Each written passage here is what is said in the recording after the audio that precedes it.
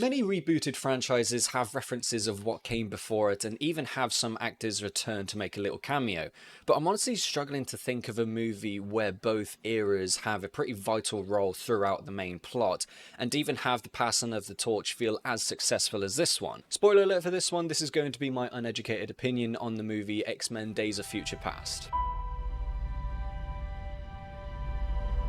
Also, disclaimer, I have not read the original Days of Future Past comic that came out in the 80s, so I'm not sure what is like true to the source material. Just to give you a heads up, I'm just talking about whether the movie is good in general, in my opinion. Now, the usage of time travel in this movie is like that of Back to the Future, where you are sent back in time to change the events of the future. Pretty standard stuff.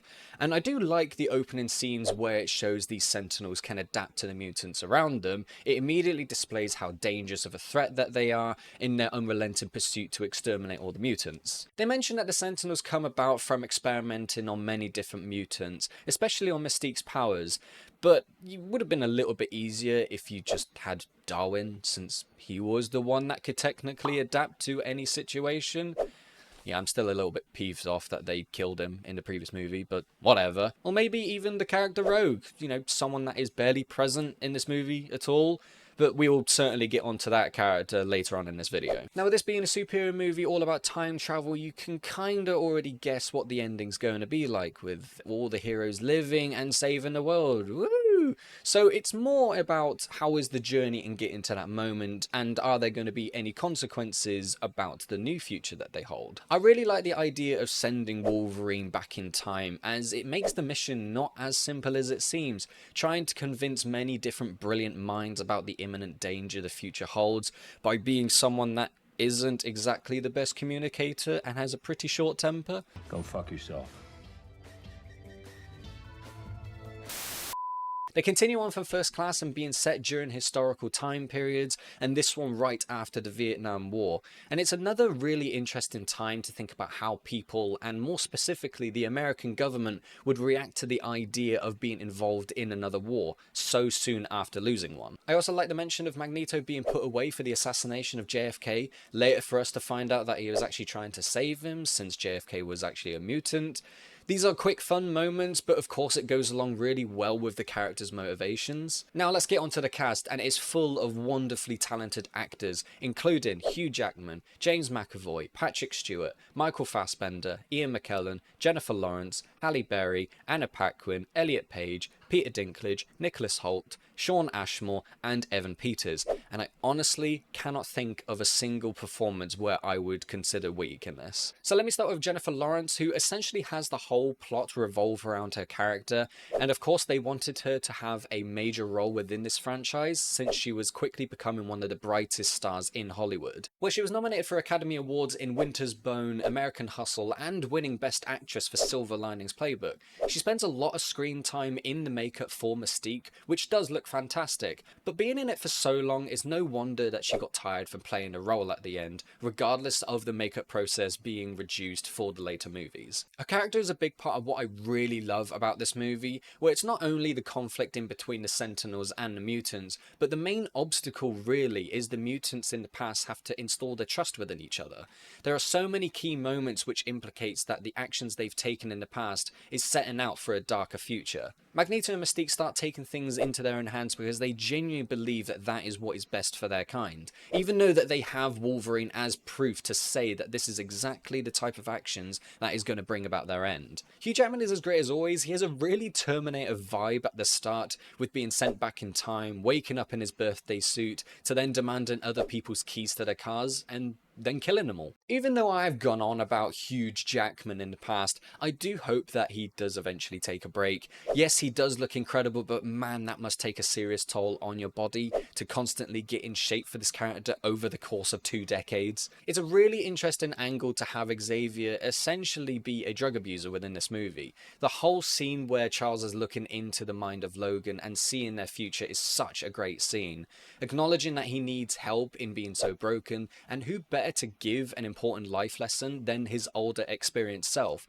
Patrick Stewart and James McAvoy play the parts so brilliantly. They are fantastic. Nicholas Hoult returns as Beast, who I think does a really good job in being the carer for Xavier at the beginning, and I also think has a really good scene where he compares fate to being a river that you toss a rock into. However, I'm not exactly a fan of the way they utilize his mutation in this movie. I get the part of him wanting to suppress them, but it does come across where he has just full control of his transformation, a bit like the Hulk in the first Avengers movie, and it just feels a little bit underwhelming. Now, we are also introduced to Quicksilver, played by Evan Peters, and in my opinion, there has not been a better depiction of a superhero speedster in a movie than this one. Breaking Magneto out of the Pentagon has got to be one of the best sequences in this entire movie, and probably the franchise as a whole. He must also be a genius in ways, since he is able to tamper with an arcade machine and the Walkman so he can play them at his speed. Evan Peters does leave a massive impression upon the movie, and it's a shame that he's only in it for a very limited time, but again, thinking about it, if Quicksilver were to have stayed with the team,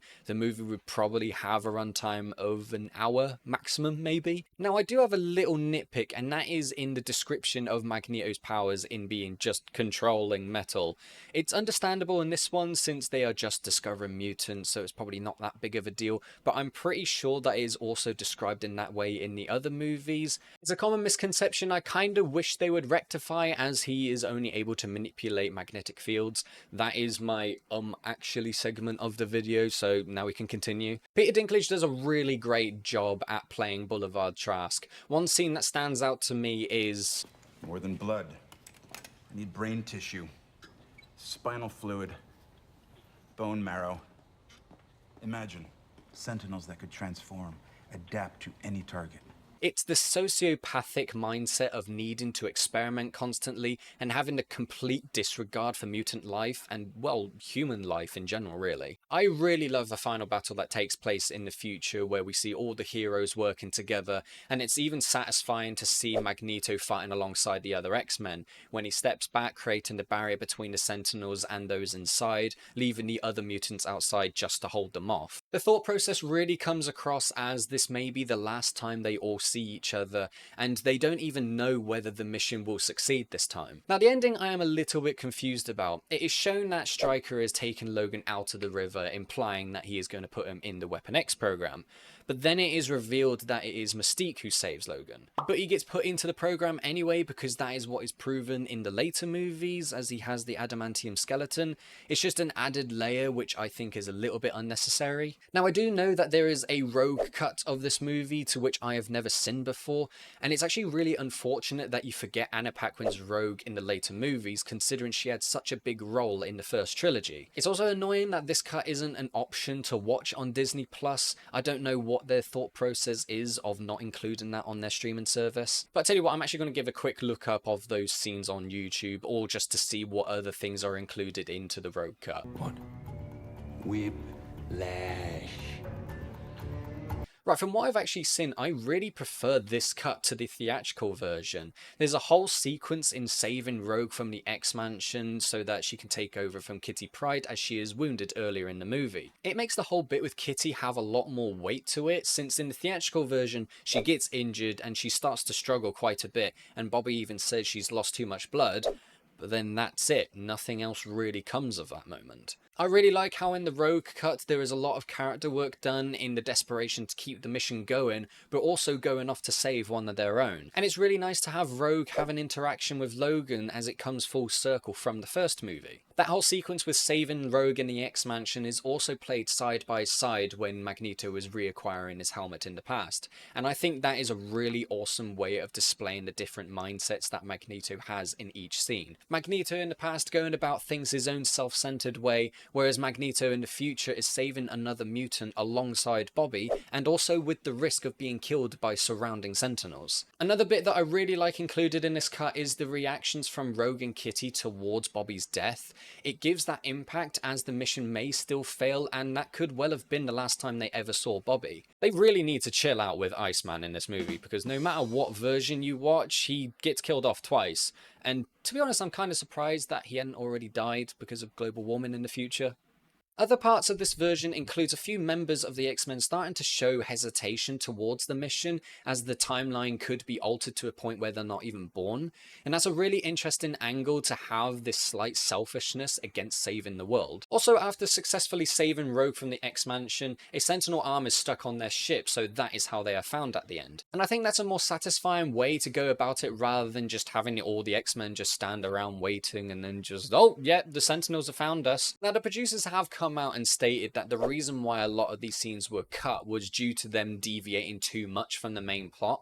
And yeah, they do, but honestly, I really like the idea of the future X-Men characters actually being involved with some stuff, and it gives us some really cool character moments. Now, the budget of this movie was $205 million, and at the worldwide box office, this grossed $746 million, a massive financial success, and even critically, a lot of people do consider this as their favourite X-Men movie. And just like the other opinion videos, let's give a look at the trailer to see if it's any good.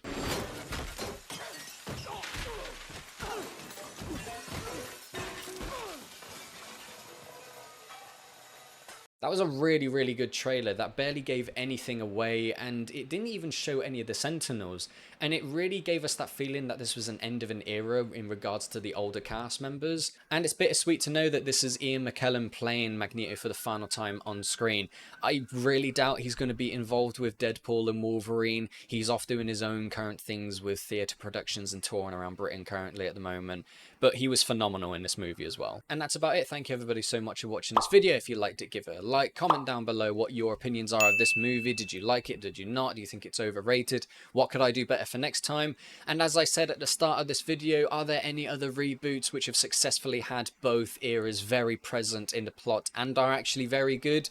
Creed is probably the only franchise that I can think off the top of my head where it has a very good dynamic between both past and present. Share around with your friends and family if you think they'd enjoy this sort of content. Subscribe, ding the notification bell, and if you want to see more of me, I'm on twitch.tv/Rizikins. There I'm going through the Dark Souls games currently. I also play games with my girlfriend Jem and my good friend Sir Razzie. We hope to see you there. Thank you everybody so much again, and take care.